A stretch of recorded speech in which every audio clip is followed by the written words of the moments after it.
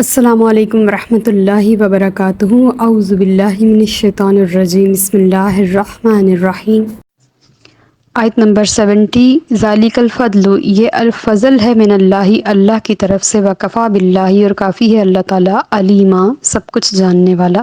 یعنی کہ جو ان انعامات کا پچھلی آیت میں تذکرہ ہوا، یہ سارے اللہ تعالیٰ کے فضل ہیں۔ فضل کیا ہوتا ہے؟ فضل یہ نہیں ہوتا کہ ہم اتنا کر کے دکھائیں گے آگے سے ہمیں اتنی مزدوری مل جائے گی۔ فضل یہ ہوتا ہے کہ بس ہم نے اپنی محبت، اپنی عقیدت اور اپنی کوشش کے مطابق جتنا ہم سے عمل ہو سکتا ہے ہم نے کرنا ہے، اس سے کئی گنا بڑھا چڑھا کے وہ اپنے فضل سے، اپنی رحمت سے، اپنے احسان سے ہمیں عطا فرمائے گا۔ اللہ پاک ہمیں بھی ان میں شامل فرمائے، آمین۔ آیت نمبر 71۔ یا ایھا الذین آمنوا، اے ایمان والو، خذوا، ہوشیار ہو جاؤ، حذرکم، اپنے دشمن سے، فانفروا، پس نکلو، ثباتن، ٹولیاں بنا کر، اب انفروا، یا نکلو، جمیعا، سب مل کر۔ اب جب تک مسلمان مکہ میں تھے، مسلمانوں کو جہاد کی اجازت نہیں تھی۔ اگر اسلام آتے ہی مسلمانوں کو جہاد کا حکم دے دیتا تو نبی کریم صلی اللہ علیہ وسلم پر یہ ٹیگ لگ جاتا کہ اسلام دہشت گردی کا مذہب ہے۔ بلکہ مسلمانوں کو پرامن بنانے کے لیے انہیں برداشت کرنا سکھایا گیا تاکہ زندگی کی مشکلات میں ان کے لیے پرابلمز نہ ہوں اور وہ خاموشی کے ساتھ آنے والی مصیبتوں اور تکلیفوں کا سامنا کر سکیں، ہمت کر سکیں۔ تو جہاں مسلمانوں نے اپنی اسٹیٹ بنائی، مدینہ میں جا کر ایک آزاد اسلامک ریاست کا قیام کیا، اب ان کا گھر بھی بن گیا، ان کے قدم بھی مضبوط ہو گئے، اور ان کے دلوں میں 13 سالوں میں ایمان بھی راسخ ہو گیا۔ اور ان 13 سالوں میں صرف اور صرف تربیت فرمائی نبی کریم صلی اللہ علیہ وسلم نے اپنے غلاموں کی، اور مدینہ میں جا کے اللہ پاک نے یہ آیت نازل فرما دی کہ اے مسلمانوں، اے ایمان والو، ہوشیار ہو جاؤ، آپ خود تیار ہو جاؤ اور ٹولیاں بنا کر نکلو، یا سارے مل کے نکلو۔ ٹولیاں بنا کے چلو، مہاجرین کا ایک گروہ نکل جائے، چلو انصار کا ایک گروہ نکل جائے، یہ جو منافقین بنے پھرتے ہیں مسلمان، ان کا ایک گروہ نکل جائے، یا پھر سارے مل کے ایک ہی بار جہاد کے لیے ہوں، حاضر ہوں۔ جو حذر ہے، حذر، اس سے مراد ہے کسی خوفناک چیز سے ہوشیار اور چکنا ہونا۔ پہلے مسلمانوں کو پچھلی آیت میں اطاعت اللہ اور اطاعت رسول کا حکم تھا، اب انہیں جہاد کا حکم ہے۔ لیکن میرا ایک سوال ہے، کیا آج ہم سب جہاد کے لیے تیار ہیں؟ یہ آیات کون سا دور مصطفیٰ صلی اللہ علیہ وسلم کے لیے تھی؟ یہ آیات تو تا قیامت ہیں اور ہمیشہ ان پر عمل درآمد ہوتا رہے گا۔ تو آج کیا ہم جہاد کے لیے تیار ہیں؟ کیا آج ہم دیکھ نہیں رہے کہ ہمارے ارد گرد یا ہمارے جتنے بھی حکمران بنے بیٹھے ہیں وہ دین سے کتنا دور ہیں، اور وہ قتلوں میں ملوث ہیں، وہ چوری چکاری میں ملوث ہیں، اور جتنے بھی ہمارے ادارے ہیں، جو کچھ بھی ہے، وہ سارے کس قدر بے راہ روی کا شکار ہیں۔ تو کیا آج ہم سب کے لیے ان سے جہاد نہیں بنتا؟ جہاد صرف کافر سے تو نہیں ہوتا، جہاد منافق سے بھی ہوتا ہے، اور منافق وہی ہوتا ہے نا جو اللہ اور اس کے رسول کے احکامات کو نہیں مانتا، اور اللہ نے اس کو حاکم بنایا ہوتا ہے اور وہ اس کے اوپر خود عمل درآمد تو نہیں کرتا، تو اپنی رعایا سے کیسے کروائے گا؟ حاکم تو وہ ہوتا ہے جو معاشرے میں کوئی برائی نہ ہونے دے، اور جو خود برائیوں میں ملوث ہو تو معاشرہ کیسے برائیوں سے بچ سکے گا؟ ایسے تو ہم نام نہاد مسلمان رہ گئے، صرف کلمہ طیبہ پڑھنے والے۔ ہم جہاد نہیں کریں گے تو پھر ہم تو ایسے ہی پستے رہیں گے۔ جب ہم اتنے تن آسان ہو گئے ہیں، ہم نرم گرم بستروں میں اپنے پارٹنر یعنی کہ موبائل لے کر بیٹھے ہیں اور ہمیں پتہ ہی نہیں ہے ارد گرد کیا ہو رہا ہے۔ جب ہم سارے مل کے اپنی قوم کے لیے، اپنے وطن کے لیے، اپنے ملک کے لیے، اپنے دین کے لیے نہیں نکلیں گے ان چوروں کے خلاف، تو پھر کہاں سے آسانیاں ہوں گی اور کہاں سے دین پھیلے گا؟ دین کا پرچار کیسے ہوگا اور دین مضبوط کیسے ہوگا؟ جب ہم ایک مسلمان ملک میں رہتے ہیں تو ہم دین کو کیسے مضبوط کریں گے؟ تو یہ حکم آج بھی ہمارے پر ویسے ہی ہے کہ ہمیں جہاد کے لیے نکلنا ہے، چاہے سامنے کوئی بھی ہو، جو بھی غلط اور بے راہ روی کا شکار ہے، ہمیں اس سے جہاد کرنا ہے، چاہے زبان سے کریں، چاہے ہاتھ سے کریں، چاہے دل میں برا جانیں، لیکن ہم نے جہاد کرنا ہے۔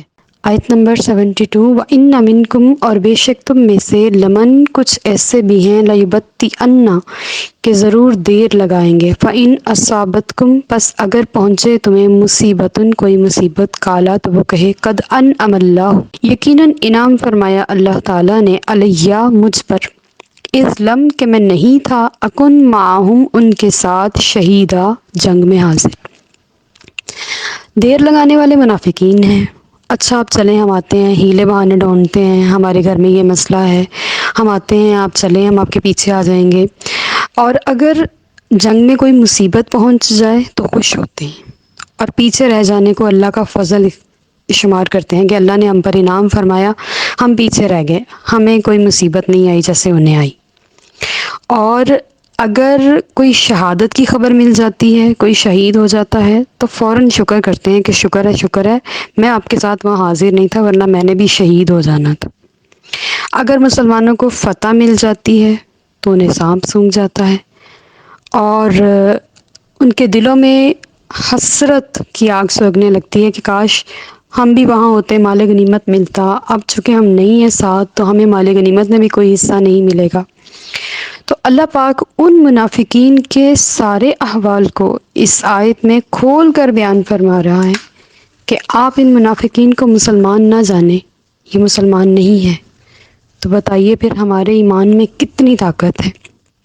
سیدنا عمر فاروق رضی اللہ تعالیٰ عنہ اتنے زیادہ آپ ڈرتے تھے اس بات سے کل قیامت والے دن کہیں میں منافقوں میں تو نہیں اٹھایا جاؤں گا۔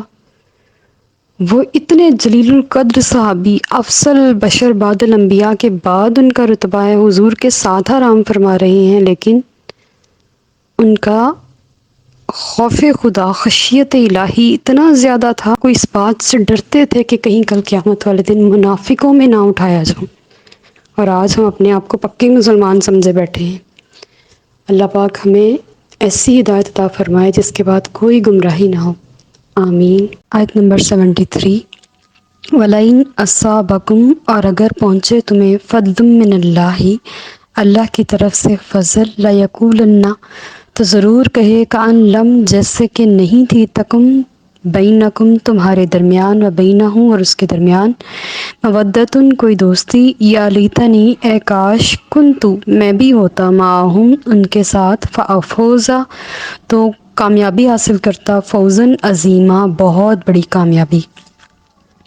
عرب میں دستور ہے کہ الفاظ کو تھوڑا سا فوکس کر کے نا اس کے اوپر ایمفسائز کر کے تو ڈبل کر کے بیان کرتے ہیں تاکہ پتہ چلے کہ یہ کتنی اہم بات ہے۔ جیسے ہم اردو میں ایک لفظ کو 2-3 بار دہراتے ہیں کہ ہم بتانا چاہتے ہیں کہ یہ کتنی بڑی بات ہے، تو ایسے ہی عرب میں بھی یہ دستور ہے کہ الفاظ کو 2 بار بیان کرتے ہیں۔ فوزن کا ایک ہی مطلب ہے کامیابی۔ تو ہم پچھلی آیات میں پڑھ رہے ہیں کہ اللہ تعالیٰ جب انہیں جنگ میں فتح دیتا تو وہ حسد کرتے کہ کاش ہمیں مال غنیمت ملتا، اور اگر کوئی شہید ہو جاتا تو وہ شکر کرتے کہ شکر ہے میں ان کے ساتھ نہیں تھا ورنہ میں نے بھی شہید ہو جانا تھا۔ تو آگے اللہ تعالیٰ ان کی اسی سرشت کو بیان فرما رہے ہیں کہ جب اللہ کی طرف سے فضل پہنچے، مہربانی ہو، مال غنیمت ہو، فتح ہو، کامیابی ہو، تو وہ کہتے ہیں جیسے ہمارے اور تمہارے درمیان کبھی کوئی دوستی نہیں تھی، غازی ہوتا اور میں بھی مال غنیمت حاصل کرتا، اور جیسے ہر سولجر کو، ہر صحابی کو ملتا تھا جنگ میں شریک، تو مجھے بھی ملتا۔ یعنی کہ اس بات کو حسرت بنا کے اللہ تعالیٰ نے ان کے دل میں ڈالا اور آیت بنا کے ہمیں دکھایا کہ ان کے دلوں میں ایسا کیا ہے۔ آیت نمبر 74 فَلْيُقَاتِلْ پس چاہیے کہ لڑیں۔ فل جس لفظ کے شروع میں آ جائے اس کا مطلب ہے کہ یہاں آرڈر دیا جا رہا ہے، لیکن امر کے صیغے میں نہیں، اصلاح کے صیغے میں۔ بس چاہیے کہ لڑیں فی سبیل اللہ اللہ کی راہ میں، الذین وہ لوگ یشرونا جنہوں نے بیچ دی الحیات الدنیا دنیاوی زندگی بالآخراتی آخرت کے بدلے، ومن یقاتل اور جو لڑے فی سبیل اللہ اللہ کی راہ میں فیقتل اور وہ مارا جائے او یغلب یا غالب آ جائے فسوفا تو ان قریب نؤتی ہی ہم دیں گے اجرن عظیما سے بڑا اجر۔ اللہ کی راہ میں لڑنا یہ تو بڑی سعادت کی بات ہے، ہر بندے کے نصیب میں ہی نہیں ہے اللہ کی راہ میں لڑنا۔ تو جو شخص اللہ کی راہ میں لڑتا ہے وہ اپنی جان کے بدلے آخرت کا سودا کرتا ہے. یہ بہت بڑی کامیابی ہے، بہت بڑا سودا ہے. اپنی جان تو سب سے قیمتی چیز ہوتی ہے، لیکن جو اللہ کا قرب چاہتے ہیں، اللہ کے قریب ہونا چاہتے ہیں، وہ ساری دنیاوی زندگی بیچ کر اپنی جانوں کا سودا اپنے رب کے ساتھ کر لیتے ہیں کہ مولا اگر یہ جان میری سب سے قیمتی چیز ہے تو یہ بھی میں تیرے پاس امانت رکھواتا ہوں، میں تجھے سونپتا ہوں، تو اس کا جیسے مرضی سودا کر لے. پھر اللہ ان کو آخرت کے بلند درجے عطا فرماتا ہے. اگر دیکھیں لوگ دنیا اور دنیاوی جاہ و جلال کے متلاشی ہیں، وہ کسی بھی بازار کا رخ کر لیں، کسی مارکیٹ کا، کہیں سے بھی وہ دنیا تو حاصل کر لیں گے، دنیاوی اسباب بھی حاصل کر لیں گے، دنیا بھی حاصل کر لیں گے، لیکن اگر کوئی اپنی جان ہی اللہ کی بارگاہ میں پیش کر دے اور اس کا سودا کر لے تو کیا ہی کامیابی ہے، کیا بڑی کامیابی ہے، دونوں جہانوں کی کامیابی. اور جو دنیا طلب کرتے ہیں نا، وہ کبھی بھی جہاد میں شریک نہیں ہو سکتے. جو آخرت کے سودے کرتے ہیں وہی جہاد میں شریک ہو سکتے ہیں. اور ہمارے جو سپاہی ہیں وہ سینے پہ گولی کھاتے ہیں، کبھی کسی نے کمر پہ گولی نہیں کھائی. تو یہ بہت بڑی کامیابی ہے. تو اللہ تعالیٰ فرماتے ہیں کہ جو اللہ کی راہ میں لڑے، چاہے وہ شہید ہو جائے، چاہے وہ غازی بن جائے، دونوں صورتوں میں اسے بڑا اجر ملے گا. آج چونکہ جہاد صرف فوج تک محدود رہ گیا، ہم سارے اس میں شریک نہیں ہو سکتے، تو ہمارے پاس جو سوشل میڈیا کا جہاد ہے، ہم وہاں پہ اپنی آواز بلند کر کے برائی کے خلاف کھڑے ہو سکتے ہیں. اللہ پاک ہمیں عمل کی توفیق عطا فرمائے. وما علینا الا البلاغ المبین. Like, subscribe and share.